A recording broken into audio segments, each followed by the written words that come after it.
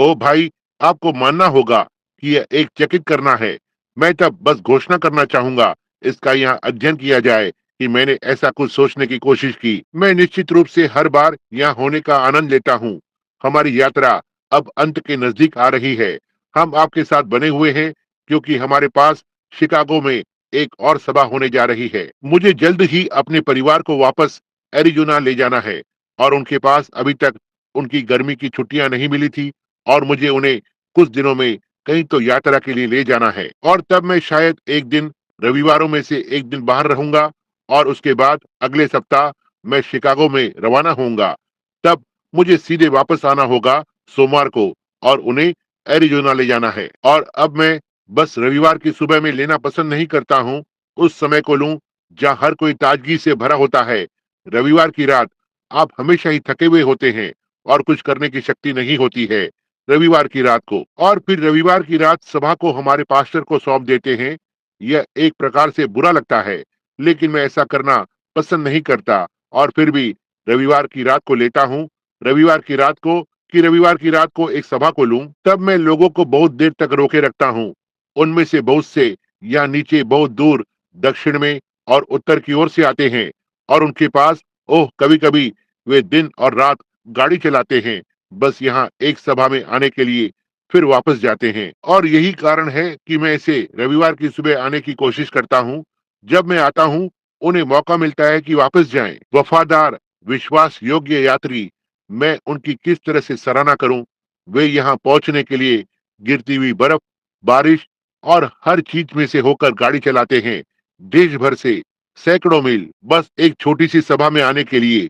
इसलिए यह मुझे परमेश्वर के प्रति आभारी महसूस कराता है और इन लोगों के प्रति उनके महान समर्थन के लिए जो मैं लोगों को सत्य होने के विषय में बताने का यत्न कर रहा हूँ। अब मैं विश्वास करता हूँ कि यह सत्य है।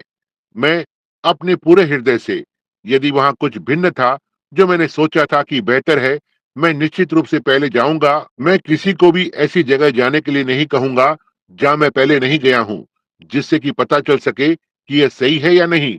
मैं किसी भी व्यक्ति से यह नहीं कहूंगा कि वो परमेश्वर में एक ऐसा कदम उठाए जो मैंने पहले से न उठाया हो और मैं यह नहीं जानता कि यह सत्य है। पहले उसे अवश्य ही प्रभु का वचन होना है। उसके बाद मुझे कदम को बढ़ाना ही है और देखना है कि क्या यह सही है।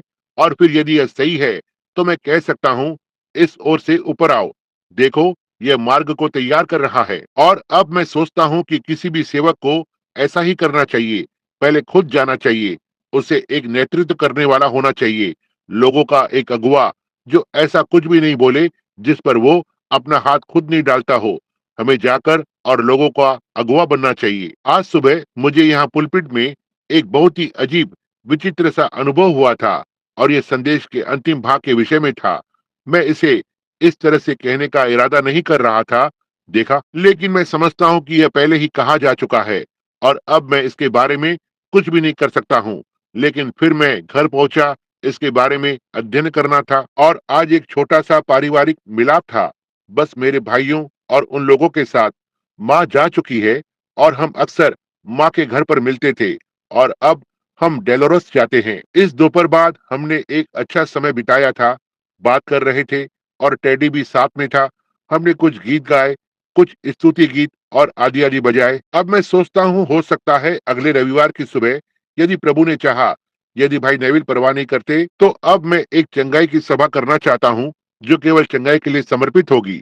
और मैं सोचता हूँ आज सुबह के संदेश के साथ जिस तरह से प्रभु ने मुझे इसे लाने के लिए अगुवाई की, इसे लाने के लिए आप देखिए, इससे हमें थोड़ा सा प्रोत्साहन मिलना चाहिए कि वास्तव में विश्वास करें। हम इधर उधर खेलते हैं और हम अलग अलग चीजों को लेते हैं और उनके बारे में बात करते हैं, लेकिन फिर जब यह एक बल परीक्षा की बात आती है तो यह कुछ तो अलग ही होता है। जैसा कि कोई तो मुझे बता रहा था, मैं सोचता हूँ कि यह मेरा भाई वहां पीछे था, आज एक छोटी सी कहानी को बता रहा था, एक मनुष्य के विषय में, एक सेवक और उसकी एक सभा के लोगों के बीच में। उसने कहा कि वो लकड़ी के लट्टे पर चल सकता है। उसने कहा, पास्टर निश्चय ही प्रभु आपके साथ है। उसने कहा, मैं लकड़ी का लट्टा अपनी पीठ पर रखकर इसे पार कर सकता हूँ, निश्चय ही प्रभु आपके साथ है। और उसने जाकर और इसे किया। उसने कहा, मैं लकड़ी का लट्टा अपनी पीठ पर रखकर और एक पहिया गाड़ी को चलाते हुए भी पार कर सकता हूँ। निश्चय ही पास्टर, प्रभु आपके साथ है। आपका विश्वास कुछ भी कर सकता है। उसने कहा, मैं तुम्हें एक पहिए वाली गाड़ी में रखकर और लकड़ी का लट्ठा अपनी पीठ पर रखकर चल सकता हूँ। उसने कहा, अब 1 मिनट रुकना। देखा, यह अब अलग बात होती है जब आपको इसमें जोड़ा जाता है अपने आप में। देखा, अब यह हमारे लिए यहाँ यह कहना बहुत ही अच्छा है। आमीन। हमारे लिए यह कहना बहुत ही अच्छा है। मैं विश्वास करता हूँ कि यह सच है, लेकिन फिर इसे क्रिया में लेकर आए। आपको इसे कार्य में लाना होगा। जैसा कि मैंने आज सुबह उस कथन को दिया, लोग पतरस की छाया में पड़े हुए थे। उन्होंने यहाँ तक कभी प्रार्थना के लिए भी नहीं मांगा। मैं बहुत से घरों में गया हूँ इसे देखते हुए। इससे पहले कि मैं जाकर प्रार्थना करूं, मैं बस वहां अभिषेक के साथ जाता हूं और यहाँ तक कि लोगों के लिए प्रार्थना भी नहीं करता और बाहर निकल जाता हूं और वे चंगे हो जाते हैं। देखा, देखा, ये सही बात है। मैंने इसे बहुत सी बार होते देखा है। समझे? आपको अपने विश्वास को कहीं न कहीं तो रखना होगा। आपको इसका विश्वास करना होगा और मैं विश्वास करता हूँ कि समय निकट आ रहा है और अब है। और मैं समझता हूँ कि यह टेप की सभा नहीं है। वे अपने लिए एक छोटा-सा टेप बना सकते हैं, लेकिन यह एक टेप करने के लिए नहीं है, जो पूरे देश में भेजा जाता है। वो यही जिसके विषय में मैं आज सुबह बोल रहा था, जो हमें एक ऊँचे शिखर पर ले आया। और यही कारण है कि मैं अगले रविवार को एक चंगाई सभा को लेने जा रहा हूँ। क्योंकि जब से मैं घर पर रहा हूँ, मैंने आपको दर्शनों के बारे में बताया है और क्या हुआ है और हर एक चीज, और इसे ठीक सामने लाया कि मैंने इन सारी चीजों को क्यों किया है। और फिर आज सुबह इसे ठीक अब उस अंतिम खिंचाव पर ला रहा हूँ। अब ये मेरा परमेश्वर के प्रति समर्पण का समय है। परमेश्वर का समय है कि मुझसे बात करे। देखो, मुझे अवश्य ही बस अपने जीवन में थोड़ा सा बदलाव करना है। कि ऐसा नहीं है कि मैं सोचता हूँ कि मैं बुरा हूँ, लेकिन मैं लोगों के और अधिक नजदीक महसूस करना चाहता हूँ।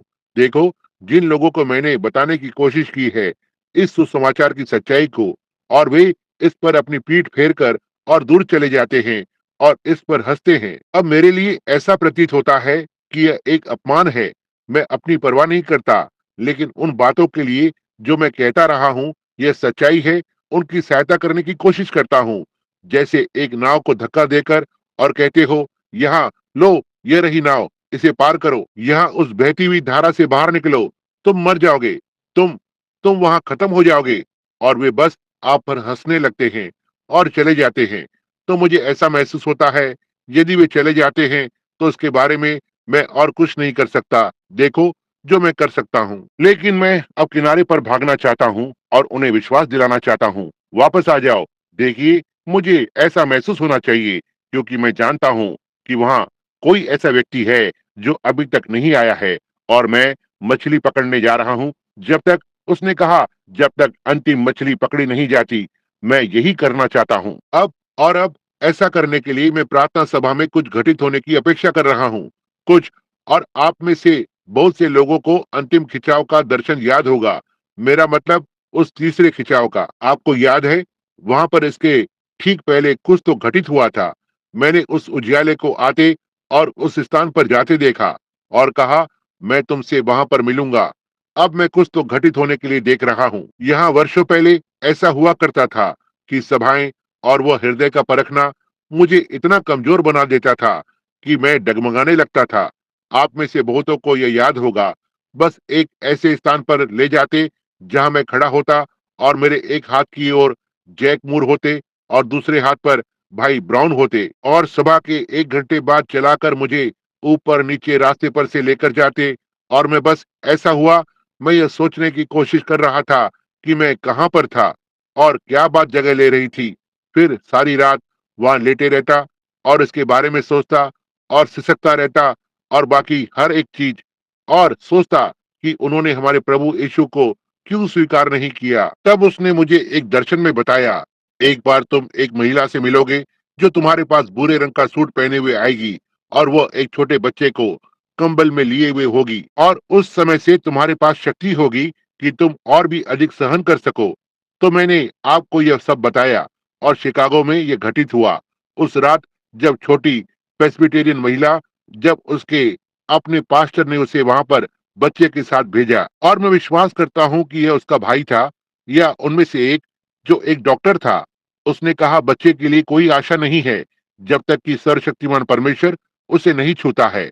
उसने जाकर और अपने पास्टर को बताया। उसके पास्टर ने कहा मैं योग्य नहीं हूँ।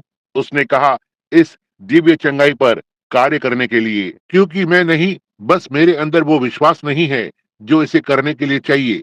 अब यह इसके विषय में ईमानदारी से कहना है। देखा, उसने कहा यह बस मेरे अंदर नहीं है। उसने कहा लेकिन मैं भाई ब्रैनम की एक सभा में था और मैं आपको सलाह दूंगा कि आप उस बच्चे को भाई ब्रैनम के पास ले जाएं। और डॉक्टर ने इसे छोड़ दिया था और यह मरने जा रहा था। और वो छोटी महिला वहां चलकर गई जहां मैं एक सभा को ले रहा था। किसी प्रकार की एक सभा थी उन छोटे कैथोलिक बच्चों के लिए जो वहां उस स्कूल में जल गए थे। आप जानते हैं, आपको याद होगा जब ऐसा हुआ था, हम उस सभा को ले रहे थे और ठीक वहां मंच पर आ रहे थे। वो छोटी महिला भूरे रंग के सूट को पहने हुए आती है। मेरी पत्नी और वे वहां बैठे हुए थे और मैंने कहा, मैंने मुड़कर और देखा और हर कहीं चारों ओर देखा और देखा कि क्या वे वहां खड़े हुए थे। और ऐसा हुआ कि इससे पहले कि मैं ऊपर आऊं, मैं सोचता हूं कि बिली पॉल और वे बात कर रहे थे, या पत्नी, या उनमें से कुछ लोग उस महिला से जिसका छोटा बच्चा था।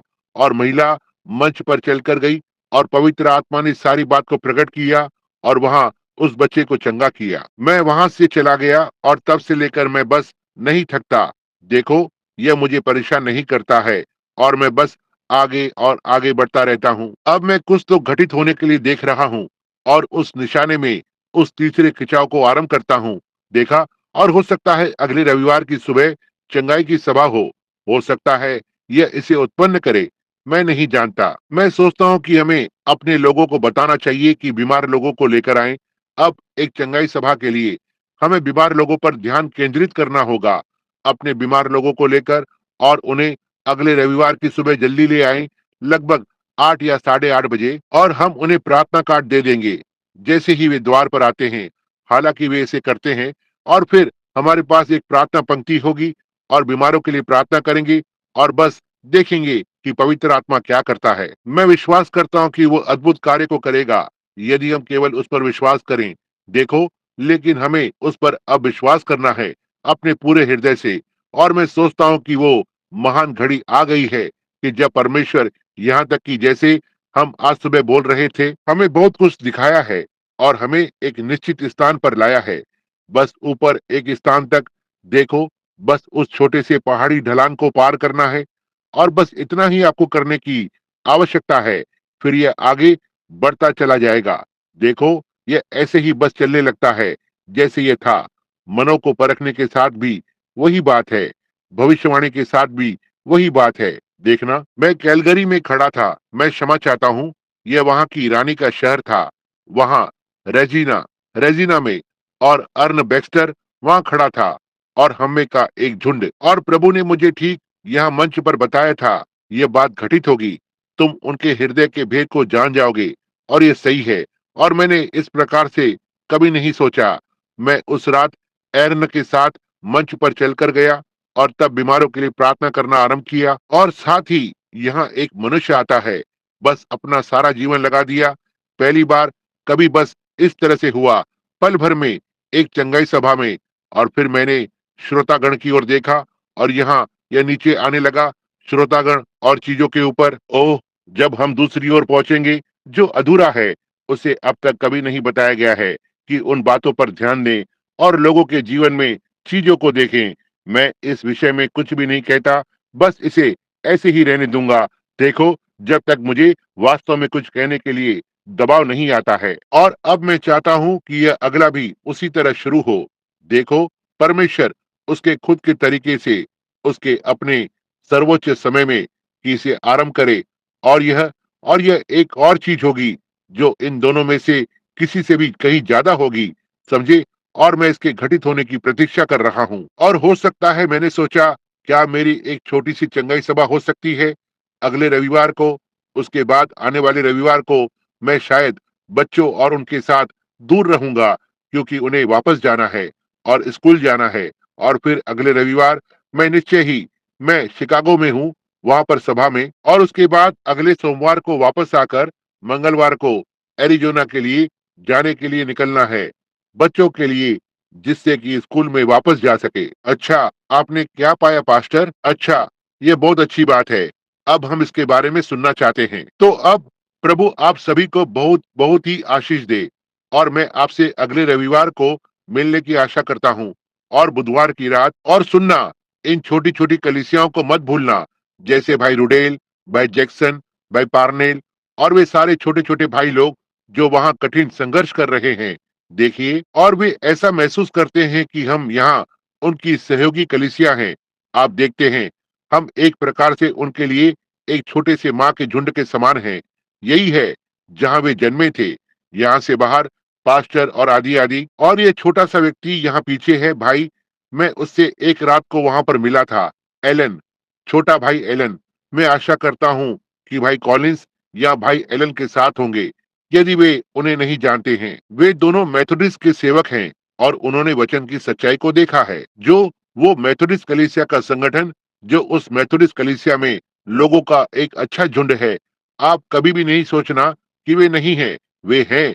वे उस कैथोलिक कलीसिया में लोगों का एक अच्छा झुंड है। वे प्रेस्बिटेरियन कलीसिया में एक अच्छा झुंड है और वहाँ उन सारे स्थान पर ये पुरुष और स्त्रियां हैं जो प्रतीक्षा कर रहे हैं कि उस उज्याले को उनके मार्ग पर चमकते हुए देखें। आप बस उज्याले को नम्रता में, मधुरता में चमकाते रहें। आइए हम सब अपने आप को नम्र करने के द्वारा परमेश्वर के और नजदीक आए। समझे? मत भूलना, ये आराधनालय अपनी शक्ति को खो देगा। याद रखना कि ये वो निशाना है जहाँ शैतान ने अधोलोक में हर एक बंदूक को इस पर प्रशिक्षित किया है। वो एक व्यक्ति को ऐसा कुछ करने के लिए प्रेरित करेगा जो दूसरे व्यक्ति की सोच के विपरीत होगा। वो ऐसा कर रहा है, वो इसके लिए तैयार है। यही उसका काम है। यदि वो किसी को कुछ तो कहने के लिए ले सकता है, किसी को दूसरे के विषय में बात करने के लिए कहता, अच्छा सुनो, क्या आप जानते हैं कि फलाना और फलाना ने ऐसा किया? आप इसे नहीं सुने, आप इसे बिल्कुल ना सुने। यही शैतान है। देखो, ये शैतान है। आप इसका विश्वास ना करें। यदि ऐसा कुछ है जो किसी ने गलत किया है, तो उनके लिए प्रार्थना करें और स्वार्थी तरीके से प्रार्थना न करें। कहें, मैं जानता हूं कि ये मेरा कर्तव्य है, मुझे उस भाई के लिए प्रार्थना करनी है। आप इसे अपने हृदय के अंदर लें, वास्तव में उस बहन के लिए, और बस बात करें और वास्तव में मधुर बने। और पहली बात आप जानते हैं, आप उन्हें फिर से सभा में वापस पाते हैं। देखा, क्योंकि आखिरकार हम सूर्य के अस्त होने की ओर बढ़ रहे हैं। इन दिनों में से एक दिन प्रभु यीशु आने वाला है और आप जानते हैं, मैं सोचता हूँ कि यह बहुत ही अचानक से और बहुत ही मीठा होगा। और इसलिए वहाँ 100 सारे संसार के 100% का 100वां भाग होगा जो कभी नहीं जान पाएगा कि रैप्चर कब घटित होगा। यह बस इतना चुपचाप से होगा कि किसी को भी इसके बारे में कुछ भी पता नहीं चलेगा। देखा, और निश्चय ही छोटे झुंड कहेंगे, अच्छा, अब फलाना और फलाना कहाँ है? ओह, वे कहते हैं कि वहाँ पर एक कट्टरपंथी झुंड है। कहते हैं कि एक झुंड जो वहां से निकल कर चला गया है और वे ये नहीं है, वे अब कहीं तो बाहर चले गए हैं। हमारे पास वो कट्टरपंथी लोग थे। देखो, ठीक है, वे कहते हैं वो छोटा सा आराधनालय जेफरसन विले नामक स्थान में, उनमें से बहुत से सदस्य थे जो गायब हो गए हैं। देखो, वे बस इसे जारी रखते हैं। वे कहेंगे, ओह, इसमें कुछ भी खास नहीं है। आप देखो, इस तरह से, और यह बीत चुका होगा और वे इसे नहीं जान पाएंगे। सारे राष्ट्र भर में वे आ जाएंगे। जो मसीह में मरे हुए हैं, वे पहले जी उठेंगे। रैप्चर जगह ले लेगा, कलीसिया को घर ले जाया जाएगा और तब महासंकट आ जाएगा। और ओह प्रभु, हम उस समय के दौरान यहाँ नहीं होना चाहते हैं। मैं यहाँ महासंकट में नहीं होना चाहता। नहीं, परमेश्वर न करे कि हम में से कोई भी उस समय के दौरान कभी यहाँ पर हो, क्योंकि वो जो मलिन है वो मलिन बना रहे, वो जो पवित्र है वो पवित्र बना रहे, जो धर्मी है वो धर्मी बना रहे। वहाँ कोई मेमना अपनी छुटकारे की पुस्तक के साथ आगे आया है और दुल्हन को बाहर निकाला गया है। जिन्होंने इसे ठुकरा दिया, उन्हें महासंकट के समय से होकर जाना है। दोनों, यहूदी और अन्य जाति। क्या ही महासंकट का समय है। मैं इसे नहीं चाहता। प्रभु, अब मुझे पवित्र करें। यह नाजरीन की अच्छी शिक्षा है, क्या ऐसा नहीं है? और यह सत्य भी है, यह सच है, यह सच्चाई है। अब मुझे अपने पवित्र आत्मा से भर दे प्रभु। अब सारे संसार को मुझ में से निकाल दे प्रभु। ना ही हमारे पास, जैसा कि बूढ़े अश्वेत भाई ने कहा, श्रीमान मेरे हाथ में मेरा टिकट है, इसे पहले से ही मोहर लगाई गई है और जब मैं उस सुबह नदी पर आऊं तो मैं कोई परेशानी नहीं चाहता। तो ये सही बात है, मैं कोई परेशानी नहीं चाहता। अपने टिकट को अपने हाथ में पकड़े रहें क्योंकि हम वहां पर जा रहे हैं। जरा इस पर सोचें, छुटकारे का महान समय निकट है। और अब दूसरी बात, भाई उसका नाम क्या है जो यहाँ यूटिका में है? मैं सोचता हूँ भाई ग्राहम। और वहाँ एक और भाई है जो वहाँ पास्टर का काम कर रहे हैं, एक भाई शेंक्स या ऐसा ही कुछ, या सिंक। भाई स्लैनिंग, कुल मिलाकर वहाँ पास्टर हैं। भाई स्लैनिंग अब यूटिका में पास्टर हैं। मैं सोचता हूँ कि उनकी प्रार्थना सभा हो रही है गुरुवार की रात को। अब आप जानते हैं, यह वास्तव में अच्छा होगा यदि हम गुरुवार की रात को वहां से निकलते हैं और उन लोगों को एक छोटी सी संगति दिखाएं। देखा? और फिर जब भाई जैक्सन, जब उनके पास समय होता है, यदि हम में का छोटा सा झुंड इकट्ठा हो जाए और साथ चले, बस प्रार्थना करते रहें, खुदाई के काम को करते रहें। जी हाँ, रुकना नहीं। बस जैसे एलिया ने उन्हें बताया, कहा वहां पर गड्ढे खोदो। जब आप नीचे उतरते हैं तो आप एक पुराने टीन के डब्बे पर प्रहार करते हो, कहते हैं मैं बहुत थक गया हूँ, इसे रास्ते से हटा दें और खोदते रहें। देखा? बस खोदते रहें क्योंकि हमें खोदना है, हमें बस खोदना होगा। ऐसा ही है, क्योंकि यदि आप महासंकट से चूकने की अपेक्षा करते हैं तो बेहतर होगा कि आप खुदाई करना आरंभ करें। और अब अपने आप के लिए, मैं वहां अपने आप के लिए प्रचार कर रहा हूँ। जितना मैंने कभी खोदा था, मैं उससे अधिक गहराई में खोदना आरंभ करूंगा, क्योंकि मैं राष्ट्र में और संसार भर में ऐसा महसूस करता हूँ कि यह सेवकाई फिर से होगी, जैसा कि अब यह सारे संसार में हर कहीं जाना जाता है। मुझे अवश्य ही फिर से जाना है। पत्नी ने मुझसे कहा एक सुबह, मैंने कहा मैं चाहता हूँ कि जब मैं जाऊं तो तुम मेरे साथ जाओ। मैं जनवरी के आसपास निकलूंगा। प्रभु ने चाहा तो मैं सारे विश्व भर का भ्रमण करना चाहता हूँ, हर कहीं से वापस आकर, और हो सकता है संयुक्त राज्य में सभा करूं किसी समय अगली गर्मियों में। और उसने कहा मैं जाने के लिए बहुत बूढ़ी हो गई हूँ। ठीक है, मैंने कहा मैं गया था जब मैं, लगभग मेरी अंतिम विदेश यात्रा लगभग 8 वर्ष पहले हुई थी, और मुझे ऐसा महसूस होता है कि मैं 8 वर्ष पहले की तुलना में अब बेहतर स्थिति में हूँ। आप जानते हैं, देखा, मैं अब इसके विषय में और अधिक जानता हूँ। और फिर हम इस विषय पर आए, यदि प्रभु ने कहा मैं तुम्हें 25 वर्ष देने जा रहा हूँ, तुम कमजोर नहीं होंगे, तुम जा सकोगे, और मैं तुम्हें धरती पर 25 वर्ष देने जा रहा हूँ। क्या तुम जन्म से लेकर 25 वर्ष तक, या 25 से 50 वर्ष तक, या 50 वर्ष से 75, या 75 से 100 वर्ष लोगे? अब कोई भी मनुष्य जिसे धरती पर कोई समय दिया गया है, निश्चय ही वो अति उतावले काम को करेगा यदि वो उस समय को परमेश्वर की सेवा में नहीं लगाता है। मैं परवाह नहीं करता कि वो क्या करता है। अब यदि आप महिलाओं के लिए एक हृदय को तोड़ने वाला होने जा रहे हो, या आदि आदि, अच्छा होगा कि आप उस छोटी उम्र को ले लें, उस पहले 25 वर्ष को। देखा? यदि आप एक बड़े के काम को करने जा रहे हैं, एक मैकेनिक या कुछ तो और, तो अच्छा होगा कि आप दूसरे 25 को ले लें। देखा? तब मैं इस विषय में सोच रहा था, मेरे विषय में क्या है, मैं कौन सी उम्र से लूंगा? मैं 75 से लेकर 100 वर्ष तक की उम्र को लूंगा। मैं होशियार समझदार हो जाऊंगा, मैं और अधिक स्थिर हो जाऊंगा, मैं इस विषय में और अधिक जान जाऊंगा कि मैं क्या कर रहा हूँ। मैं 10 वर्ष, 8 या 10 वर्ष बड़ा हो गया हूँ। पिछली बार जब मैं विदेश में था, मैं ऐसे नहीं कूदूंगा जैसे मैं सांपों को मार रहा हूँ।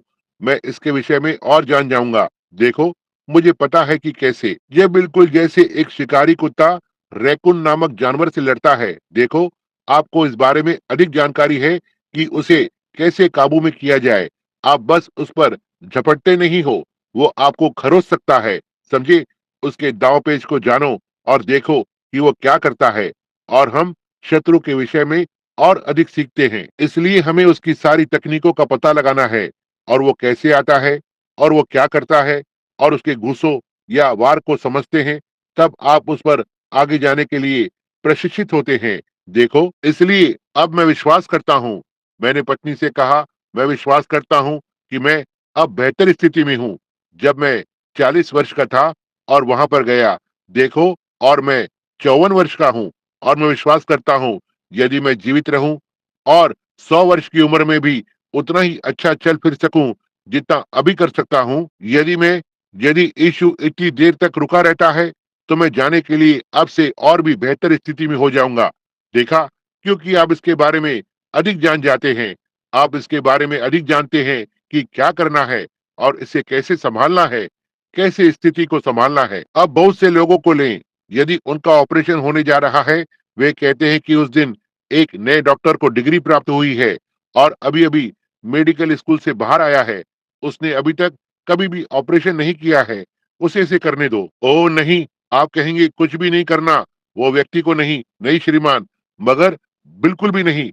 मैं नहीं चाहता कि वह मुझ पर कोई भी चाकू से चीड़-फाड़ करे, तो ठीक है, मैं बल्कि यहाँ नीचे जाकर और फलाना को ले लूँगा। मैंने सुना है कि उसने बहुत सारे ऑपरेशन किए हैं, वो जानता है कि इसे कैसे करना है।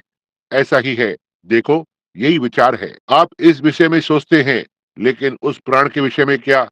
मैं किसी को तो चाहता हूँ जो जानता हो कि वे कहाँ पर हैं और मार्ग को जानते हों, जिसने इसकी यात्रा की है।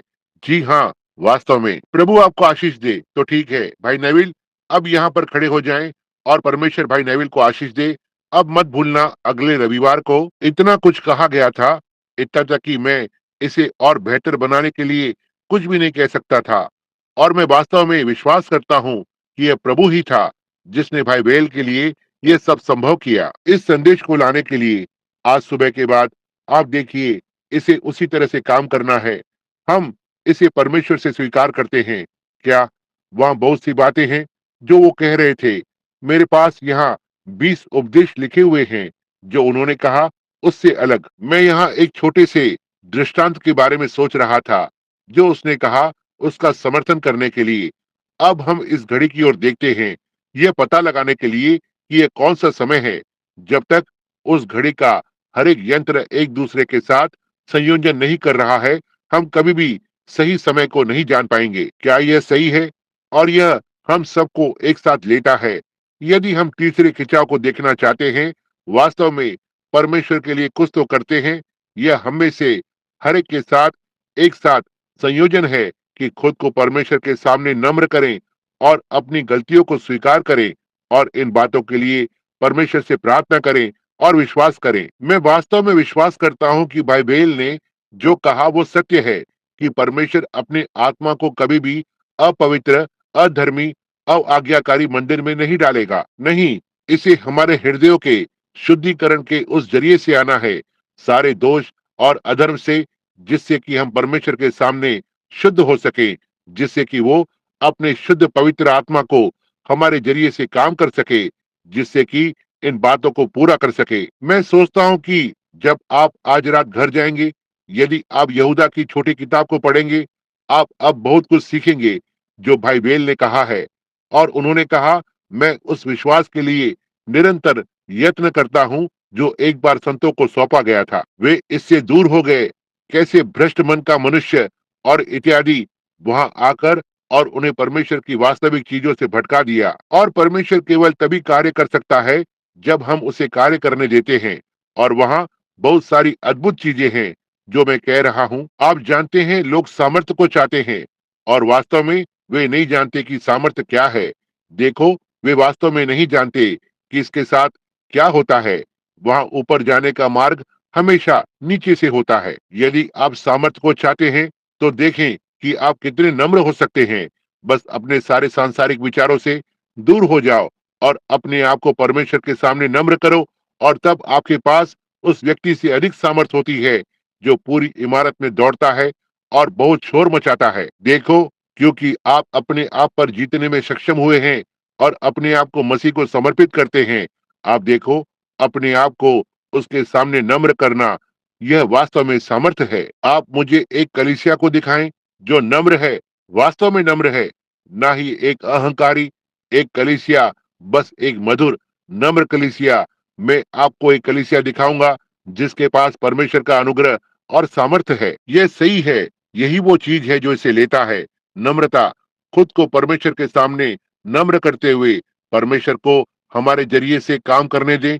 आपको बहुत अधिक शोर नहीं करना है। कभी कभी, जैसा कि किसान ने कहा, वो अपनी गाड़ी लेकर खेत की ओर जाता था और जब भी वह किसी गड्ढे से गुजरता तो गाड़ी खड़खड़ाती और चलती रहती। लेकिन जब वो वापस आता तो उसी गड्ढे से गुजरता और कोई आवाज नहीं होती, क्योंकि गाड़ी अच्छी तरह सामानों से भरी हुई होती थी। इसलिए मैं सोचता हूँ कि यह सही है। देखिए कि हम परमेश्वर की भली बातों से भर जाएं, जिससे कि आत्मा के फल हमारे द्वारा जान सकें, जैसा कि उन्होंने वहां पहले कुरिन्थियों 13 का बहुत कुछ उल्लेख किया। और कैसे कि यदि मैं अपनी देह को जलाने के लिए दे दूं और इन सारी चीजों को करूं और दैविक प्रेम को ना रखूं, यह कुछ भी नहीं है, मुझे कुछ भी लाभ नहीं है। आप समझे, हम ये करना चाहते हैं। सारी चीजों से ऊपर ये हमारे व्यक्तिगत प्राण है, जिसके लिए हम परमेश्वर के सामने जिम्मेदार हैं। देखो, ये आप हैं जो स्वर्ग जा रहे हो। ऐसा नहीं है कि मैं जाता हूँ या वो जाता है, यह तो आप हैं जो जा रहे हैं। देखिए, और पहले आप और आपको इसकी ओर देखना होगा कि प्रभु के सामने मधुरता से आना होगा। और मैंने हमेशा ही पाया है कि जो मनुष्य अपने आप को नम्र करता है, ये वो मनुष्य होता है जिसे परमेश्वर ऊंचा करता है।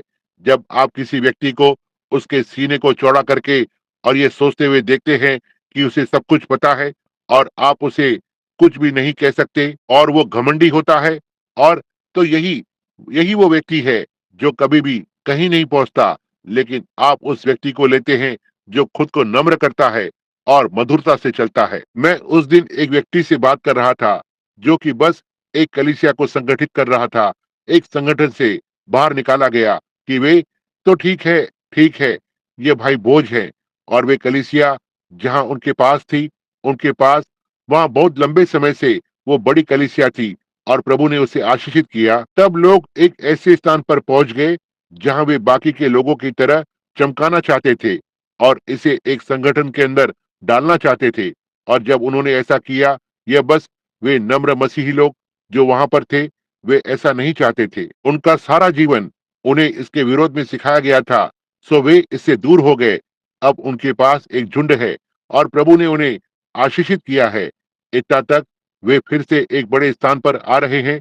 अब एक कलीसिया के लिए जो लगभग 4 या 5 हजार लोगों को खड़ा कर रहे हैं और वे फिर से शुरू कर रहे हैं। और वे मेरे पास आए और कहा, भाई ब्रैनम ठीक वहां कार्यालय में बैठा हुआ था, कलीसिया के कार्यालय में उस दिन। और उसने कहा, जो एक अगुवा था भाई कॉर्सन, और वे लोग कहा, हमें क्या करना चाहिए? मैंने कहा, एक ऐसे मनुष्य को देखो जो चरवाहा हो, जिसका सारे संप्रदायों में कोई नाम नहीं है। यह बस एक बहुत ही भला, सच्चा, मधुर, नम्र भाई हो जो जीवन को जीता हो। परमेश्वर बाकी की बात को संभाल लेगा। देखो, मैंने कहा, एक अच्छा पास्टर जो बस भेड़ों को भोजन दे और नम्र हो और इत्यादि, बाकी सब परमेश्वर करेगा। यदि आप ना ही कोई बड़ा ज्ञानी आकर जो इसे क्रम में रखे, इसे इस तरीके से करे और चीजों को इधर उधर करने वाला नहीं हो, मैंने कहा यह कभी काम नहीं करेगा। आप बस इसमें से होकर गए हैं। ऐसा ही है, कलीसिया में अवश्य ही हर एक भाग को एक साथ मिलकर काम करना है और आपको इसके लिए अवश्य ही अपने भागीदारी को बनाए रखना है। इसलिए हम देखते हैं कि हम किस समय में रह रहे हैं। हम जितना सोचते हैं उससे अधिक निकट हो सकता है। अब हम भाई बेल की सराहना करते हैं, क्या हम नहीं करते? प्रभु आपको आशीष दे भाई बेल। धन्यवाद। और हम आज रात इस महान संदेश को लाने के लिए प्रभु को धन्यवाद देते हैं। और मेरे पास कुछ मिनट पहले एक टिप्पणी थी। उन बहनों में से एक के पास कुछ तो बात थी जो वो सपने के विषय में बताना चाहती थी। यदि आप इसे मुझे लिखकर देंगी बहन, मैं उसने उसे कुछ सपने दिखाए हैं जो पूरी तरह से सच रहे हैं। हम सारे सपनों को स्वीकार नहीं करते हैं, नहीं नहीं, लेकिन जब वे परमेश्वर की ओर से होते हैं तो हम जानना चाहते हैं कि ये परमेश्वर हमसे बात कर रहा है। जैसे हर एक चीज अन्य जुबान में बोलती है, हम इसका विश्वास नहीं करते हैं। लेकिन जब कोई अनुवाद को देता है जो हमें बताता है कि कुछ तो होने जा रहा है, हम इसे घटित होते हुए देखते हैं, तब हम इसके लिए प्रभु को धन्यवाद देते हैं। देखा, हम इसे सुचारू रूप से, मधुरता से और प्रभु की व्यवस्था में चलाना चाहते हैं। तो बस याद रखें कि आपका भाग घड़ी का मुख्य स्तोत्र हो सकता है, या हो सकता है यह छोटा काम हो, कोई छोटा कांटा हो सकता है, या कुछ छोटा सा भाग, या घूमने वाला तना, ये कुछ भी हो सकता है। या हो सकता है कि घड़ी के सामने के कांटे हों जो समय को बताते हैं। लेकिन यह जो कुछ भी है, यह हम सभी को एक साथ मिलकर यीशु मसीह के सुसमाचार के साथ काम करने की आवश्यकता है ताकि इसे पूरा कर सके। जरा सोचें, यदि दान इतना महान है, हम सामर्थ को क्या कहेंगे? और पौलुस ने कहा, भले ही मुझे विश्वास हो कि मैं एक पहाड़ को हटा सकता हूँ और मेरे पास दैविक प्रेम नहीं, तो मैं कुछ भी नहीं हूँ। इस पर सोचें। और भले ही आप कहते हैं, ठीक है, यद्यपि मैं समझता हूँ, काश मैं बाइबल को जान पाता, भले ही मैं परमेश्वर के सारे भेदों को समझूं। देखो, और फिर भी यद्यपि मैं ऐसा कर सकता हूँ और मेरे पास दैविक प्रेम नहीं, तो मैं कुछ भी नहीं। देखो, अभी तक कहीं नहीं पहुंचा हूँ। देखिए, मुख्य बात यह है कि परमेश्वर से प्रेम करें और इसके साथ अपने आप को नम्र करें। अब निश्चित रूप से इन सारे वर्षों के बाद कार्य क्षेत्र पर और संसार भर में और भिन्न भिन्न लोगों को देखते हुए मुझे उस फाटक के बारे में जरा सा जानना चाहिए जिसमें प्रवेश करना है। और यदि आप परमेश्वर के साथ कहीं पहुंचना चाहते हैं, तो कभी भी अहंकारी आत्मा को अपने आसपास ना आने दें। कोई ईर्ष्या अंदर ना आने दें। इससे कोई फर्क नहीं पड़ता कि किसी ने कुछ भी किया हो। यदि वे गलत हैं, तो आप कभी भी उस व्यक्ति के विरोध में एक नकारात्मक भावना को निर्माण न होने दें। देखा, आप मधुर और दयालु बने। याद रखें, परमेश्वर ने आपसे प्रेम किया जब आप पाप में थे, और यदि परमेश्वर का आत्मा आप में है, तो आप दूसरे व्यक्ति से प्रेम करें जब वो गलत होता है।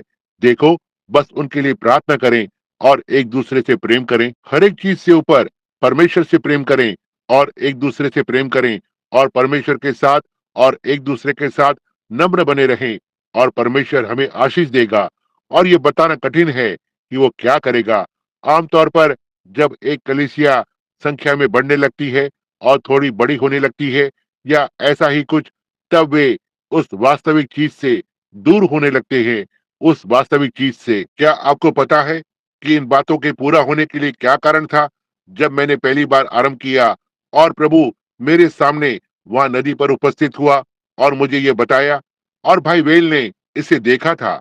मैं विश्वास करता हूँ, कनाडा के एक अखबार में छपा, बहुत वर्ष पहले, जहाँ पर प्रभु का दूत वहां नदी पर उपस्थित हुआ। यह एसोसिएट प्रेस पर छापा था।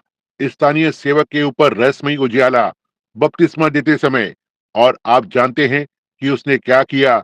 जब हमारे पास सड़क के उस पार तंबू की सभा थी, एक तंबू जिसमें लगभग बैठे हुए थे, ओह, 2500 लोग बैठे हुए थे। सेवक हर कहीं से आए हुए थे और कहा, भाई 1 मिनट के लिए यहाँ आए।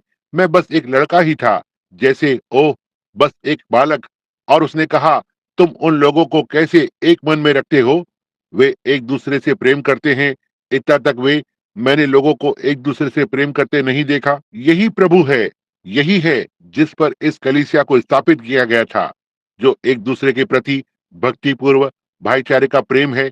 मैंने उन्हें यहाँ तक कि एक दूसरे से हाथ मिलाते हुए देखा, उस स्थान को छोड़ते हुए, और बच्चों की तरह रो रहे थे। एक दूसरे को छोड़कर जाते समय वे एक दूसरे से इतना प्रेम करते हैं। और मैं उनके घर उनसे मिलने जा सकता था, और कई बार बाइबल खुली हुई पड़ी होती थी और आंसुओं से भीगी होती। रात के समय अंदर जाता, जहाँ पिता और माता इकट्ठे होते थे और उनके छोटे बच्चे फर्श पर इधर उधर बैठे होते थे। चारों ओर घुटने टेकते और पिता और माता अपने घुटनों पर होते, रोते और प्रार्थना करते। मैं दरवाजे पर खड़ा होता और प्रतीक्षा करता और प्रतीक्षा करता और प्रतीक्षा करता, और उन्होंने प्रार्थना करना बंद नहीं किया।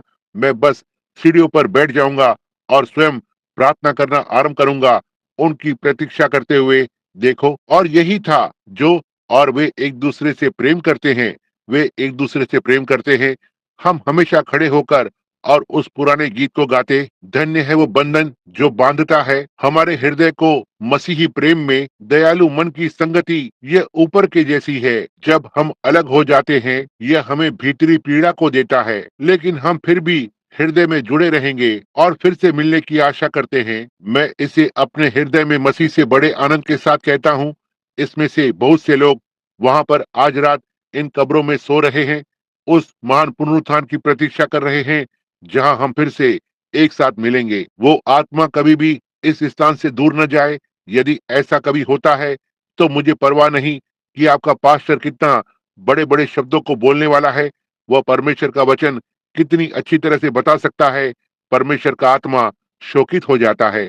देखा, जब हम इन सब बातों को संगति में ले सकते हैं एक दूसरे से और एक दूसरे से प्रेम करें, तब परमेश्वर हमारे साथ कार्य करेगा। और हम समय का ध्यान रख रहे हैं कि लोग आकर और कहते हैं, यदि आप एक ऐसी कलीसिया को देखना चाहते हैं जो वास्तव में नम्र है, एक कलीसिया जो वास्तव में परमेश्वर से प्रेम करती है, एक बार वहां उस आराधनालय में आए और उन्हें देखें, उस चिंता को देखें जो उनके पास एक दूसरे के प्रति है, जो आदर है जब सुसमाचार प्रचार किया जा रहा है, कितना आदरपूर्व है, कैसे हर चीज ठीक व्यवस्था में है। हाँ, तब वे इसकी ओर देख सकते हैं और देखते हैं कि हम किस समय में जी रहे हैं। आप देखेंगे कि परमेश्वर का आत्मा आपके बीच में मंडरा रहा है। बड़े बड़े चिन्ह और अद्भुत कार्य और चीजें जगह ले रही होंगी। यदि सारी चीज एक साथ काम कर रही है तो यह समय को बता रही है, लेकिन यदि यह काम नहीं कर रही है तो समय रुक गया है। यह समय को अब और नहीं बताएगा। इसलिए यदि हम जानना चाहते हैं कि हम किस समय में जी रहे हैं, तो बस हर एक जन एक साथ मिलकर सुसमाचार में काम करना आरंभ करे, एक दूसरे से प्रेम करे, परमेश्वर से प्रेम करे, और घड़ी के कांटे ही समय को बता देंगे कि हम किस समय में रह रहे हैं। क्या आप ये विश्वास करते हैं? निश्चय ही। आमीन। प्रभु आपको आशीष दे। वास्तव में बहुतायत से। अब मत भूलना, इस सप्ताह पर आ जाएं, और यदि आप किसी भी बीमार लोगों को जानते हैं जो आ रहे हैं, तो उन्हें बताएं। जब वे आते हैं, कहें, प्रिय, मैं आपसे पूछना चाहता हूँ, हम बीमारों के लिए प्रार्थना कर रहे हैं। रविवार की सुबह आराधनालय में आ जाएं। और आप कुछ समय से बीमार रह रहे हैं। अब मैं चाहता हूँ, ठीक है, मैं जाना चाहता हूँ, मैं हमेशा ही जाना चाहता हूँ। अब मैंने रविवार रात को एक संदेश सुना वहाँ एक भाई से कि कैसे हमें अपने गलतियों को एक दूसरे के सामने स्वीकार करना चाहिए और एक दूसरे के लिए प्रार्थना करना चाहिए, जिससे कि हम चंगे हो जाएं। याकूब 5:14, 13, 14, 15। देखो कि हमें चंगाई के लिए आने से पहले एक दूसरे के सामने अपनी गलतियों को स्वीकार करना चाहिए। जी हाँ, एक दूसरे के सामने हमारी गलतियों को स्वीकार करें और एक दूसरे के लिए प्रार्थना करें। समझे? इसे देखा? बिल्कुल ठीक वही जो आज रात्रि जिस विषय में बात कर रहा था, जो मरकुस 16 के साथ धन्य वचन को वापस लाता है। इसे एक साथ मिलाएं, आपके पास यह होता है, तब चंगाइयां जगह लेती है। यीशु की ओर देखें, कुछ नहीं लेकिन प्रेम का एक बंडल देखा। वो प्रगटीकरण में परमेश्वर था। वो परमेश्वर ने उसके द्वारा स्वयं को प्रकट किया। कोई आश्चर्य नहीं कि आश्चर्य कर्म और बातें घटित हुई। उसका नम्र जीवन और समर्पित जीवन, परमेश्वर होने पर वो आया ताकि यहाँ धरती पर एक मनुष्य बने, अपने आप से परमेश्वर को व्यक्त करे। यही है जिसने उसे वो बनाया जो वो था। मैंने हमेशा कहा है, जिस बात ने मेरे लिए यीशु को परमेश्वर बनाया, वो बात थी जिस तरह से उसने खुद को नम्र किया। वो बहुत ही महान था और फिर भी इतना छोटा हो सकता है। देखा, ये सही है। प्रभु आपको वास्तव में बहुत ही आशीष दे। अब आइए खड़े हो जाएं और समाप्ति के लिए आइए बस ऐसा करने की कोशिश करें। बहन, आप इस गीत को नहीं जानती होंगी कि धन्य है वो बंधन जो बांधता है। आइए एक बार इसे गाएं। क्या आप गाएंगे? हमें स्वर देना। अब जब हम इस अंतिम पद को गाते हैं, तो आइए एक दूसरे के हाथों को पकड़ें जब हम अलग अलग होते हैं, और बस कहें, भाई बहन, परमेश्वर आपको आशीष दे। मैं आज रात यहाँ आपके साथ होने के लिए बहुत खुश हूँ। देखिए, कुछ इस तरह से। फिर आसपास मुड़कर अब आइए इसे गाएं। परमेश्वर आपको आशीष दे भाई नेविल। हम प्रभु यीशु से कितना प्रेम करते हैं, क्या हम नहीं करते? कैसे? आइए हम अपनी आंखें बंद करें और अब आत्मा में इसे गाएं। अब अपने झुके हुए सिरों के साथ हम बस बच्चे हैं, परमेश्वर के बच्चे। आइए इसे गुनगुनाएं। ओह, यह किस तरह से परमेश्वर की आत्मा को हमारे पास लाता है। क्या आप उन आरंभ के दिनों की कल्पना कर सकते हैं जब वे चट्टान की चिकनी पट्टियों पर बैठे थे अपने झुके हुए सिरों के साथ? मैं ये पूछने जा रहा हूँ कि क्या भाई एलन जो वहाँ पीछे है, जो हमारे बीच में एक नया भाई है, यदि वो हमें प्रार्थना के कुछ शब्द में विदा करेंगे? भाई एलन।